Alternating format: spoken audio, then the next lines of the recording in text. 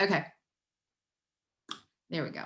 Okay, so your book is very detailed about the things that lead up to the War of 1812, but not so much detailed about the war itself. So I mean, I'm not going to go into a lot of detail about the actual war. Your book doesn't seem to think it's significant. I mean, I'll just talk about a few key things. And then I guess we'll just move on. The war itself only lasts about 2 years. It's a really short war. So, you know, maybe that's why. But okay. War of 1812. There are two main groups of people at the beginning of the War of 1812. A group of American citizens who do not want to go to war with England, and a group of people who do want to go to war with England. The people who do not, mostly Federalist, they're the guys who feel like going to war is going to create a very large debt, which America cannot handle at the moment. It's a brand new country, can't handle a war debt right now, which means they'd have to raise taxes, and they just fought a whole war about taxes, and you don't want to go through all that again. The other thing is they were going up against England, who, I mean, if you remember, they still do have the largest navy and the strongest army in the entire world. So we beat them once, which was pretty amazing that we even won the American Revolution in the first place. But now to go up against them a second time, these people feel like would just be pressing our luck, that there's no way we could possibly beat these guys a second time. So there's that group of people. And then on the other side of that, you have the war hawks. These are the guys who want to go to war, mainly congressmen from the South and the West. So these guys are pretty nationalistic, maybe is the right word here. They resent British action against America, and they're in favor of a very strong, aggressive foreign policy. So they feel like England has been messing with America. We should handle it. Just take care of it now and set a precedent, basically, for whoever tries to mess with us later. We need to nip this in the bud, basically. Okay, so two people in particular, two war hawks in particular that you need to know. One, Henry Clay from Kentucky, big war hawk. Henry Clay was a senator from Kentucky. There's a big county in Kentucky, Clay County, Kentucky. There you go, named after this guy.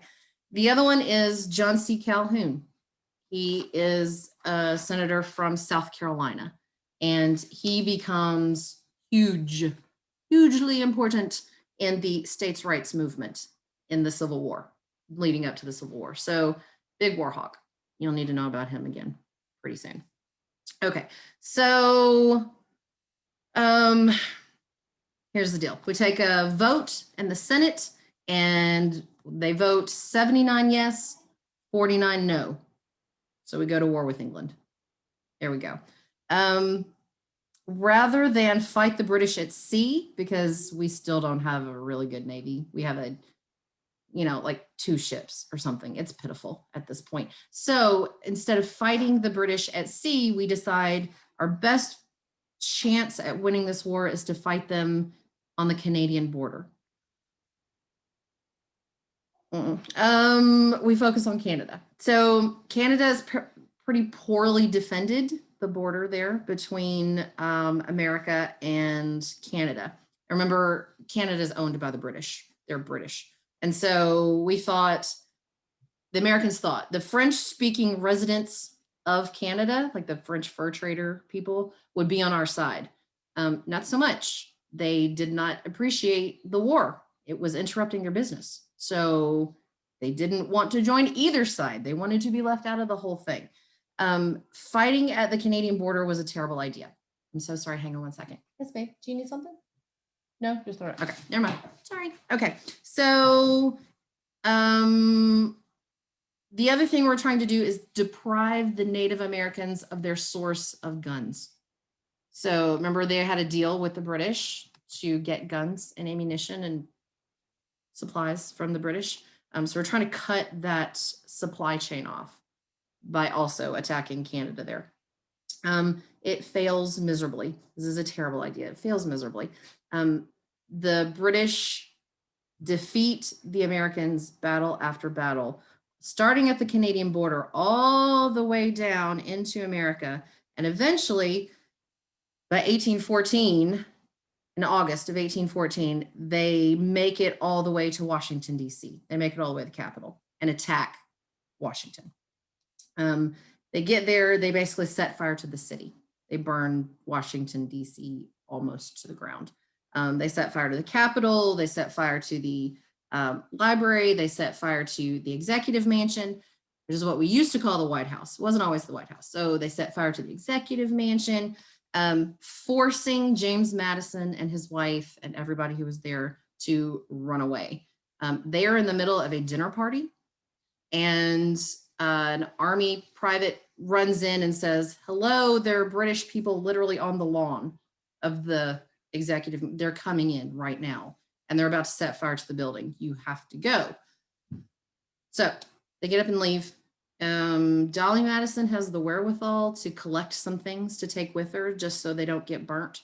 A few really important historical pieces, but the most important thing she grabs is the Gilbert Sullivan painting of Washington, of George Washington, that still hangs in the Oval Office. She grabbed that, she saved that. The British come in, they set fire to the White House, and as it is burning, they come in and finish their dinner. They eat the Madison's dinner while it's on fire. So there's a fantastic drunk history about this, about Dolly Madison. Fantastic. You should check that one out, about this situation. So, okay. So they burned down a lot of Washington, D.C. So that is why when the war is over and they move back into the executive mansion, it's charred, it is burnt. And so they decide to paint it white to cover up the burn marks, to cover up all the char on the sides of the buildings. That is why it is now the White House, because we had to paint over all the burn marks. It gets repainted about every 6 years or so to keep it pretty and looking sparkly white. So, but that initially was just to cover up all the burn marks, so we didn't have to tear it down and rebuild something. So, okay. They get to Washington, D.C. They march through Washington. They go all the way to Baltimore. They get to Baltimore Harbor, and they attack. There's a small harbor fort there in Baltimore Harbor called Fort McHenry. Fort McHenry is basically the last stronghold of the American side of this war. They get there. The British attack Fort McHenry. They are bombarding it with cannon after cannon, bombarding Fort McHenry. The reason that we know about this and that it is important to American history is because while they are bombarding Fort McHenry, Francis Scott Key is on one of the boats in the harbor. Francis Scott Key is the guy who writes our Star-Spangled Banner, our national anthem. It is originally called The Defense of Fort McHenry. It is a poem that he wrote while he is being bombarded by British cannons. And if you ever take a look at the lyrics, if you've ever looked at it, the very first stanza of the poem, you know, the last line, Lord, you don't want me to sing it, but that last line is the, oh, say does the Star-Spangled Banner yet wave, or the land of the free and the home of the brave? It is a question, because they do not know if they are going to survive the night. They don't know if the flag is still there. They don't know if they're going to survive. So the first one is a question. It goes on. The last line of the whole poem is, and this be our motto, in God is our trust, and the Star-Spangled Banner in triumph shall wave, or the land of the free and home of the brave. Exclamation point. So we made it. We lasted through the night. The flag was still there, right? It survived. And it becomes a turning point for the war, because we get this big boost of morale. Like, we survived the night, we can do this. And it's basically a turning point for the war.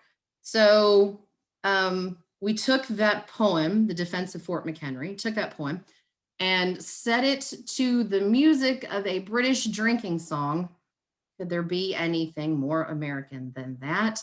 And set it to the tune of a British drinking song, and that is our national anthem. So there you go.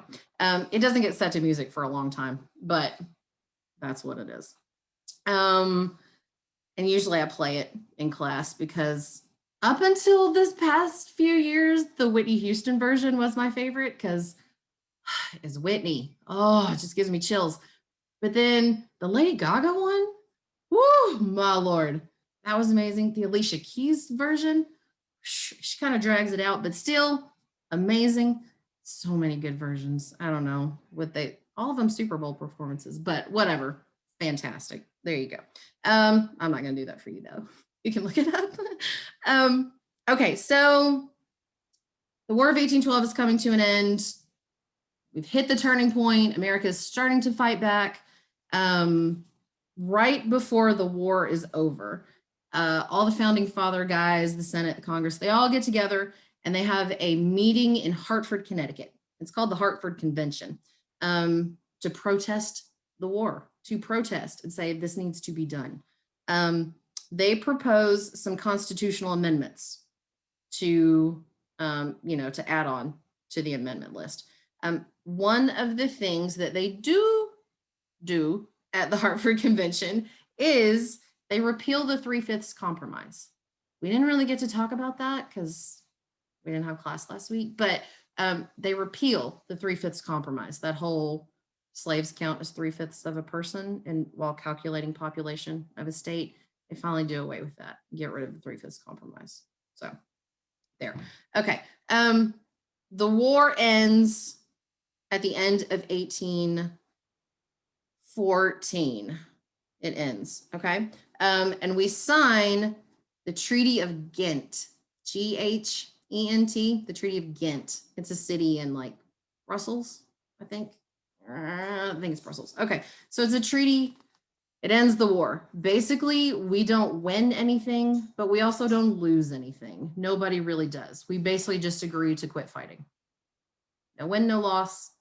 Basically just say, okay, we're done now. The war is over. There are some winners and losers, obviously, of the war. But the main thing that you need to know is that the real losers of the War of 1812 are not the British. They're just fine. They manage. It's no big deal for them. The losers of this war are really the Native Americans who sided with the British because they're still in America. They're still here. And now they have to deal with the American government that they just fought against. So America essentially treats these tribes that joined the British, they basically treat them as, and this is what we call them in all of our treaties with them from here on, a conquered people, because they lost the war. So it just gives the American government more justification. I don't know if that's the right word, but in their minds, more justification for taking their land, for taking their stuff, and for moving them, because they fought against America. That's essentially treason, and they lost. And now we can do whatever we want to these people. But they didn't really need another reason, I don't think, but it just gives them a whole nother level of being able to do stuff to these Native American populations. Okay, so the thing is, the battle is over. The war is over. Andrew Jackson is down in Louisiana fighting the War of 1812 for America. He doesn't know that the war is over. And so he fights the Battle of New Orleans in January of 1815. The war is over. We signed a treaty in 1814, the end of 1814. He didn't know that, though. Word travels very slowly in those days, and so nobody had let him know that the war was over and a treaty had been signed. So he fights the Battle of New Orleans. It's kind of crazy, the people that he gets to fight for him, under him, in the Battle of New Orleans. He leads a group of militiamen, regular troops, free African Americans, Native Americans, and even a couple days into the battle, some French pirates join in. So it's just this weird collection of people all coming together to fight under Andrew Jackson in the Battle of New Orleans. That really hasn't happened before. So he wins, of course. He wins this battle. And he basically makes a name for himself. He becomes known as, in this battle, he earns the nickname Old Hickory. That's why we have Old Hickory Boulevard, like, because Andrew Jackson's from Tennessee. So, Old Hickory Boulevard. So here's the nickname there. Basically, they meant it as a nickname to imply that he was strong-willed. I don't know if that's a good word for it. Let's just say hard-headed, very stubborn, set, right? Because hickory is an incredibly strong wood. So anyway, so we earned that nickname there. He uses the Battle of New Orleans, to run for president. It helps. He gets elected, obviously. So, okay. I'm going to, your book skips over. I like to talk about the Industrial Revolution at this point, but your book saves that until after Jackson. So we'll move that until later. I'm going to skip right to James Monroe. James Monroe becomes president in 1816. From 1816 to 1824. And his presidency, we have dubbed the era of good feelings. Isn't that nice? I think that's so nice. It's the era of good feelings. Basically, he is the representation of the bridge between the old and the new. He sort of bridges this gap. He is part of the old because he fought in the American Revolution. He was injured in the Battle of Trenton. So he's been around since the American Revolution. He knows all those guys and fought in the Revolution. However, he is now wants to, when he runs for president, he wants to encourage the domestic market. So he's really big on farmers, the everyman, small business, that sort of stuff, which is kind of a new idea. He takes that from Jefferson and kind of runs with that, basically. So it kind of bridges the old and the new versions of the United States of America. Okay. He's also super fancy. He throws a lot of fancy parties, like a lot of fancy parties. And he's the first person to get Congress to give him money to remodel the White House. He gets $50,000 from Congress to decorate the White House as he sees fit. He's very fancy. And they give it to him. And he paints the White House white. That's him, to cover up the burn. That's him. Okay. You do need to know about his Secretary of State, though. His Secretary of State is John Quincy Adams. He is the son of John Adams. And he is Monroe's Secretary of State. He does a lot as Secretary of State. A lot. Probably more than most Secretary of States ever hope to accomplish. He's very busy. Later, he wins the presidency. He becomes president at some point, and he doesn't accomplish hardly anything as president. It's ridiculous, like hardly nothing. But as Secretary of State, though, he kills it. He gets so much stuff done. Okay, first thing, he sets the northern boundary of the United States. He negotiates with England and with Canada, British Canada. He negotiates that, and he sets the top, the line across the top of the United States there, that big long line. He sets the boundary between Canada and the United States all along the Louisiana Purchase, that whole line there, at the 49th parallel. That's his idea. They agree to it. Boom, there's the border. It's been that way ever since. The other big thing he does is he manages to get Spain to give the United States Florida. We want Florida. It's one little spot down there that we don't have yet. We own all the other land around it. So Florida's just down there by itself and owned by Spain. And so he wants to add that to the United States. He sends Andrew Jackson to Florida. Okay. He sends Andrew Jackson to Florida to fight the Indians in Florida, the Seminole specifically. And Andrew Jackson goes about fighting the Native Americans there for like 3 or 4 years. He's fighting the Native Americans in the Seminole in Florida. We call this the Seminole Wars because there are several of them over time. Eventually, he takes a whole bunch of Spanish forts. He captures them, holds on to them. So Spain basically loses all their bargaining power. And eventually, just to avoid an entire war for Florida, Spain says, okay, fine, take it. Just take it. And so they signed the Adams-Onis Treaty in 1819, and that's how we get Florida. So there you go. Okay. The other thing that your book goes into that I feel like we should discuss decently is the Missouri crisis. It's kind of a big part in American history. So at this point, 1819, 1820, there are 11 free states and 11 slave states in the United States. So 22 total, half and half. Missouri wants to join the Union as a slave state. The problem is, well, if they join as a slave state, then we've got more slave states than free states. And the free states do not want that because that means slave states have more voting power. So we don't want that. So Henry Clay, remember the war hog guy from Kentucky? Henry Clay comes up with the idea of the Missouri Compromise. Basically, his idea is we split Massachusetts into 2 states, Massachusetts and Maine. And we admit Maine as a free state and Missouri as a slave state. Keep everything balanced, basically. So now we have 12 and 12 of each. So Maine and Missouri come into the United States at the same time as a part of the Missouri Compromise, just to keep everything even.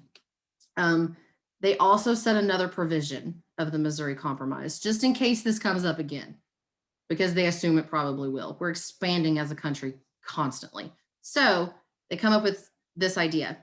Anything above the 3630 parallel in the United States, which is right at about Maryland. So anything above that is a free state. Anything below that is a slave state. That's how we'll deal with that later on. That's the idea anyway. It doesn't necessarily work that way later, but that's the idea they come up with in the beginning. So the Missouri Compromise, that's all Henry Clay's idea. He gets a lot of fanfare and he runs for president on that. He doesn't win, but you know, he gets famous off of that and tries to run for president because of it. Okay, the last thing I'm going to talk about the Monroe presidency is the Monroe Doctrine. I'm not going to go into a lot of detail about this, but it is probably one of the most important, I don't want to say the most, it probably is the most important early American foreign policy document. So Monroe gives a speech to Congress in 1823 where he presents his Monroe Doctrine. Most presidents do this. Most presidents have a doctrine that they present. Not all of them get famous. Some of them do, but not all of them get famous. Monroe's is super famous because he basically says, America will not meddle in European affairs, and warned Europe that if they intervened in the new Americas, that doesn't just include the United States, that includes all of the Americas, North and South America. So if Europe tries to interfere in the Americas, then we will take this as a threat to our security and we will have to do something about that. He is trying to separate old world, meaning Europe, from new world, meaning America. That's essentially what he's trying to do here. Basically, he wants to establish American sovereignty. He basically just wants to let everybody know we're our own country. We will handle our business ourselves. You do not need to get involved here. And to assert the freedom of the new independent Latin American countries, those countries who have just declared their independence from Spain. He's basically telling Spain, do not come over here and interfere. If you do, we will take that as an act of aggression. This establishes the United States essentially as the police, as the protectors, as the, however you want to describe us, of the Western Hemisphere. We are the big dog in the Western Hemisphere at this point, is what he is trying to tell everybody. So, and it stays that way. It stays that for until now. There are several presidents who use the Monroe Doctrine over and over and over. You've got U.S. Grant, you've got Teddy Roosevelt, you've got John F. Kennedy, Reagan. So many presidents have used the Monroe Doctrine to justify aggression towards a European country because they have come over and tried to interfere in one of the Americas. So, anywho, okay, super important, Monroe Doctrine. There you go. Okay,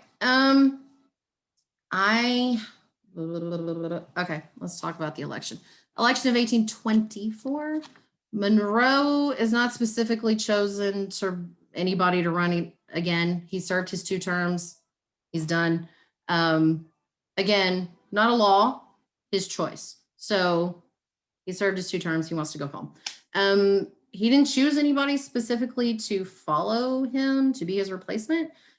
So there are 3 guys from his cabinet who run for president, 3 from his own party who run for president. You've got William Crawford, his Secretary of Treasury, John Quincy Adams, his Secretary of State. Remember, he did all the stuff. And then John C. Calhoun, the War Hawk guy. So they all run for president.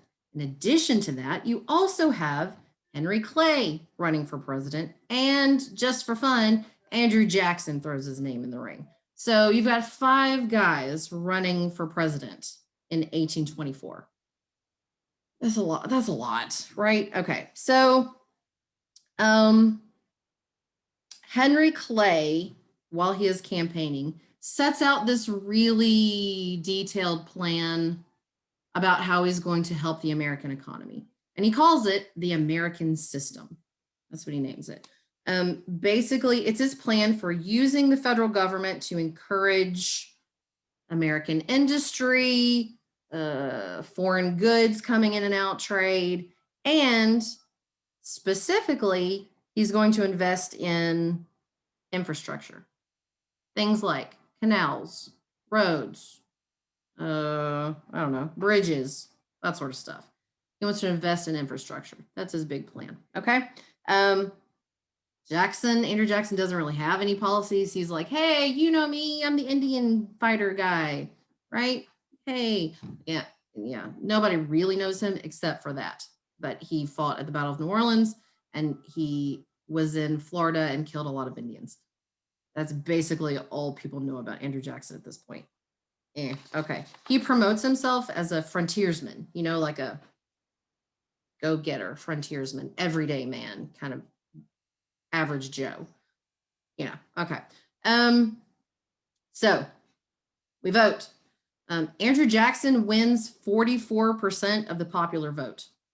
However, he loses the Electoral College vote. This has happened several times in American history, where who wins the popular vote does not win the Electoral College. This is the first time in American history this has ever happened. And so they don't know what to do with this. They don't know how to choose who should be the president.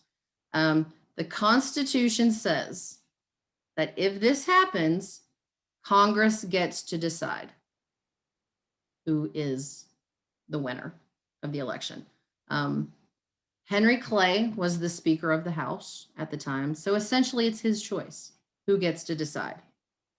He chooses John Quincy Adams because John Quincy Adams was very clear that he liked Henry Clay's American System and he was going to give him a job. So Adams tells him that if I win the presidency, you can be my Secretary of State. So Henry Clay says, for sure, I think you won. Right? Okay, so he chooses John Quincy Adams to win. Jackson and all of his supporters are less than happy. Let's put it that way. Less than thrilled. This presidential election gets nicknamed the corrupt bargain. That's how this election gets known. Congress then spends the next 4 years of of John Quincy Adams' presidency blocking everything. So he essentially gets nothing accomplished as president. This is why. So good at Secretary of State. And then he wins the presidency, and Congress is upset about how he won. And so they block everything that he tries to do. So he essentially gets nothing done as president. He's like a lame duck president, which looks really good for Jackson, because he's like, I could have done so much better. Look, this guy didn't do anything, because he runs against him again at the end of his first term. So huge differences between John Quincy Adams and Andrew Jackson. John Quincy Adams was a really upper class elite. He spoke 7 languages. He was a published poet. He liked to swim naked in the Potomac River every day. I don't know, just fun fact, throw that out there. Even in the winter, like he would swim daily naked in the Potomac River.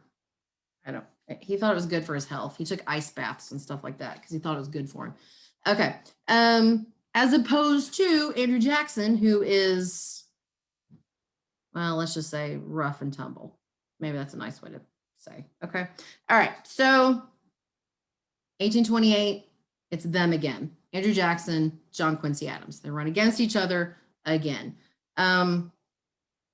Jackson runs as a frontiersman, an Indian fighter on the Battle of New Orleans. He had served in Tennessee as a judge. He was a self-taught attorney.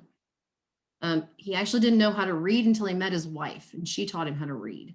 And he took that and taught himself the law and became an attorney in Tennessee, and then a judge, and then a congressman from Tennessee, and he had also been the governor of Florida. So all of his history is domestic. Like everything he's done has all been in the United States, as opposed to John Quincy Adams. Most of his stuff has been foreign policy stuff, right? So that's one of the key differences between them. The election is incredibly ugly, a lot of mudslinging, a lot of name calling.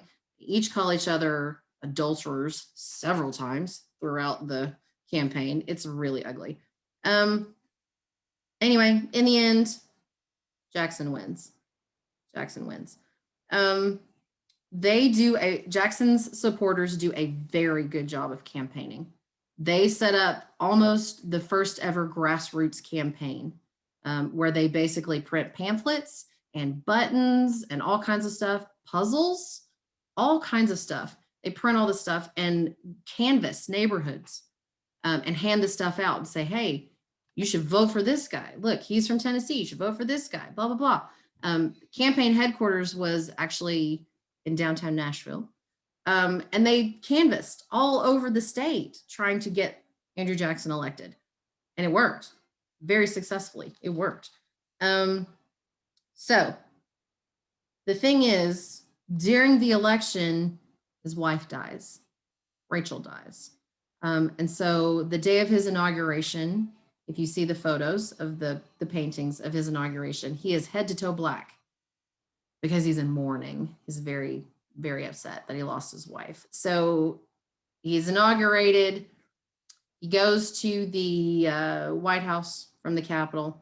He gets to the White House. And of course, there's a party because all these people who helped get him elected are really excited about it. They throw this huge party, so huge that they cram a ton of people into the White House, way too many people.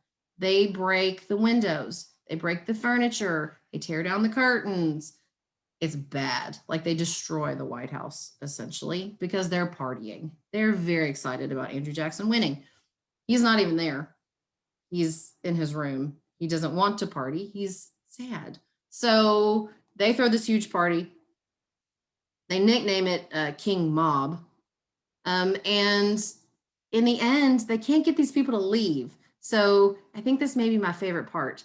In order to get the people out of the White House, they roll a wheel of cheese and barrels of beer onto the lawn of the White House, and the people inside follow it outside.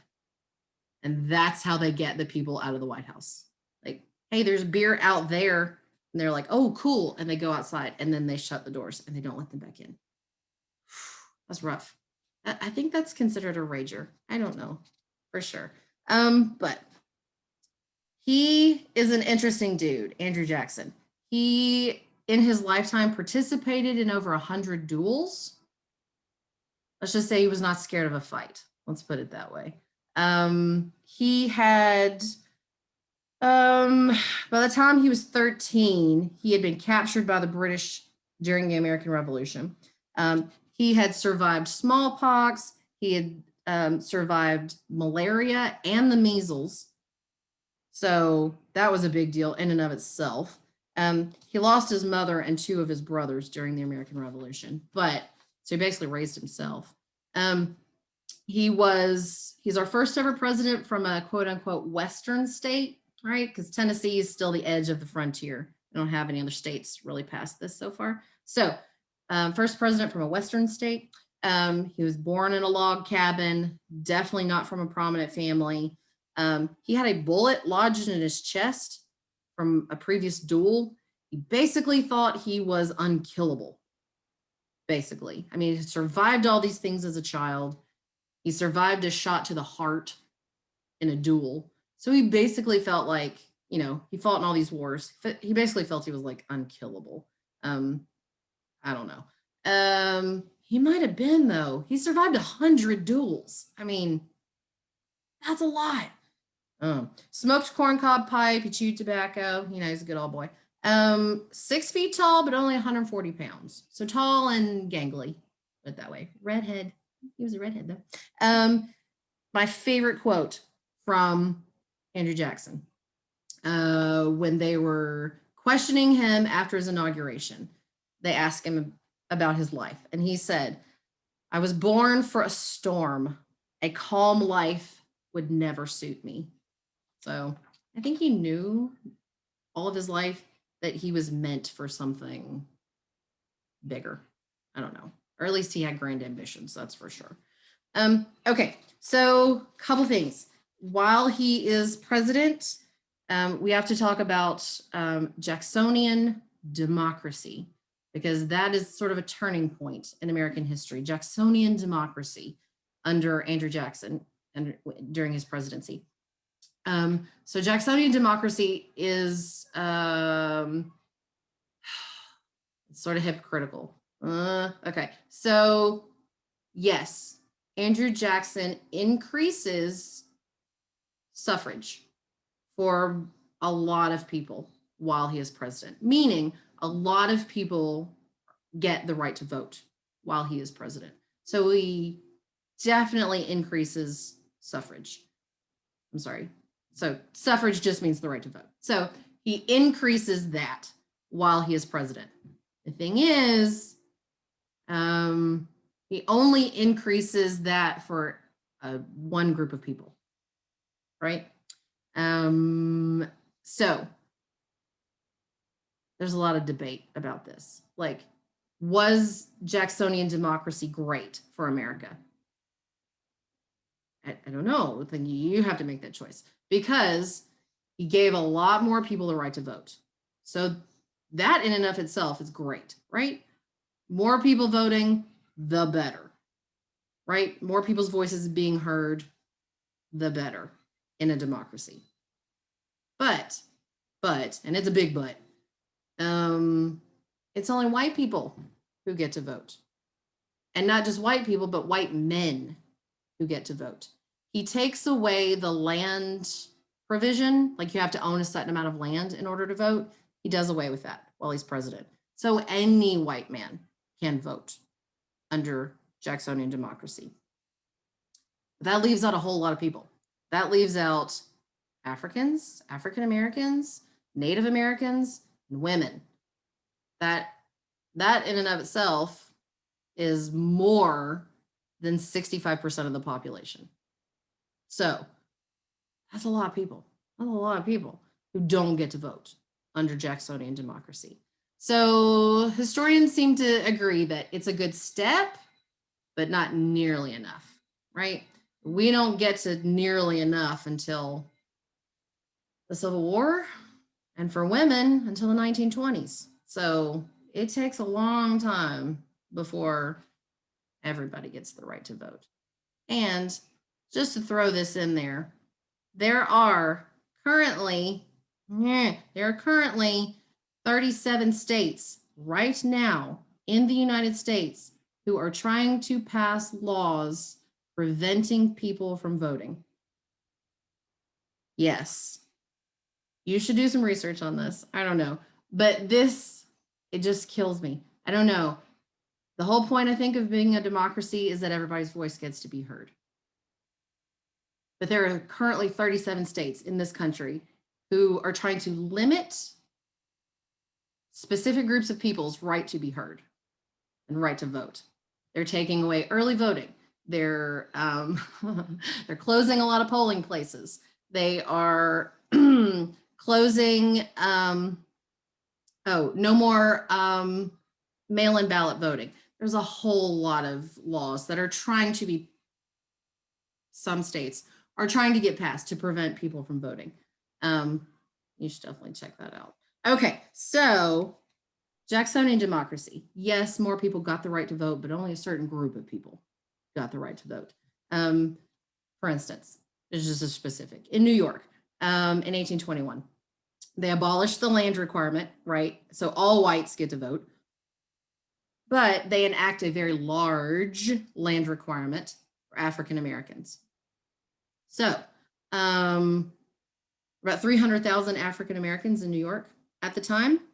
Only 300 of those 300,000 actually have the right to vote because they own enough land. So they're saying, I mean, what? They still get to vote. However, they do away with the land requirement for all white people and increase it for African Americans. You know, so it's very hypocritical, the whole Jacksonian democracy. It's a good step. It's just, it takes a long time to make bigger, better steps. So, okay. The last thing I'm going to talk to you about, yes, this is the last thing, is Andrew Jackson and Native Americans. Okay. I think it's pretty clear how Andrew Jackson felt about Native Americans. I think his history with Native Americans should probably just let you know that he wasn't a fan. He felt like they needed to move, and they needed to move west out of the United States to provide more room for all the white people who are coming in to the United States. He was very open about that. He thought settlers needed the land more than the Native Americans because they weren't using it properly. They're not building houses. They're not farming. They're not whatever. So I felt like they needed to move so white people could do that. So he tries very hard to get Native Americans to move on their own. Tries to give them a lot of incentives to move on their own. However, there is a very large percentage of Native American people who say, no, this is our home. We have lived here for generations. We shouldn't have to move, basically. We shouldn't have to move.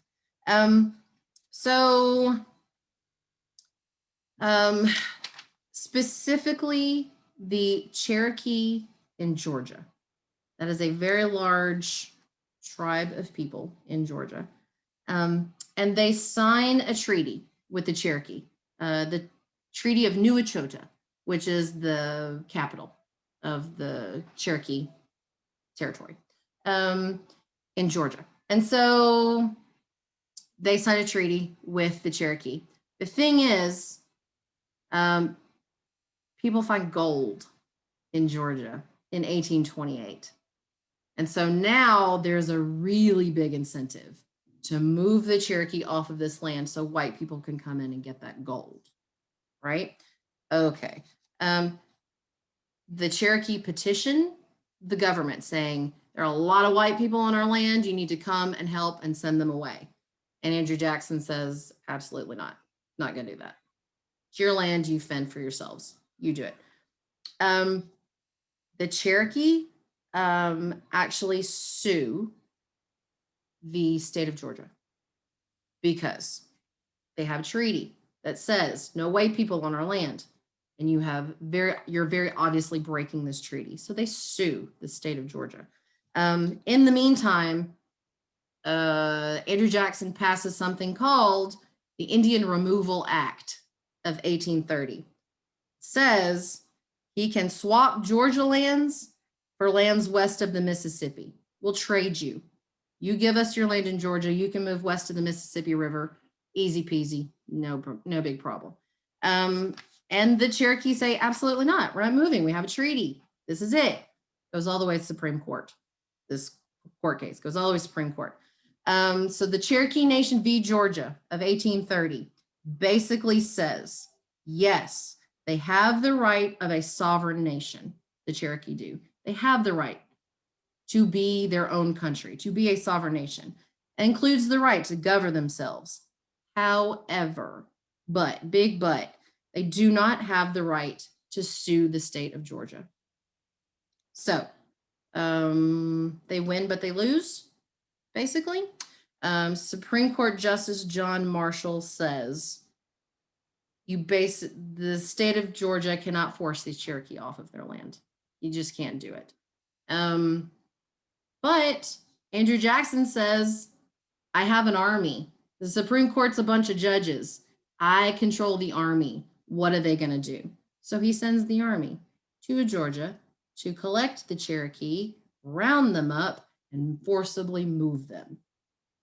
This is the beginning of the Indian removal. Over time, over the course of about 4 or 5 years, he goes through most of the states in the South and he rounds up Native Americans and he marches them west. One big push, right? The real big one, the big push, where he rounds up all the Native Americans in different areas, and he moves them forcibly to what is now Oklahoma. He moves them to Oklahoma. They start out with about 17,000 Native Americans marching west. When they get there, roughly 4,000 to 5,000 of them have died. They die on the way. Mostly children and old people. It's very sad. So we call this the Trail of Tears. And the Indians call it the path where they cried. We call it the Trail of Tears. So, okay. I think that's about as far as your textbook gets, ish. I think that's about it. We will, there is a quiz today and a discussion post for this week. And I'm sorry about the movie deal. I didn't know there were 6 questions about the movie. Sorry, my bad. But if you have any questions or you need me to do anything, please let me know, email me. I think everything's caught up for right now, but who knows? Just email me if you need me. Okay. I'll have this open on Friday. I'm gonna open this up Friday morning. If you need me for any reason, I'm just gonna leave this open from like 9 to 11-ish. So if you have any questions, because I have not been available, I know, for the past couple weeks, and I'm sorry about that. So I'm gonna open this up on Friday from like starting about 9-ish. Just leave it open, yell at me. I'll see what I can do. Okay. But if that's it, I'm done. You guys have a good day. Have a good one. Bye. Bye bye.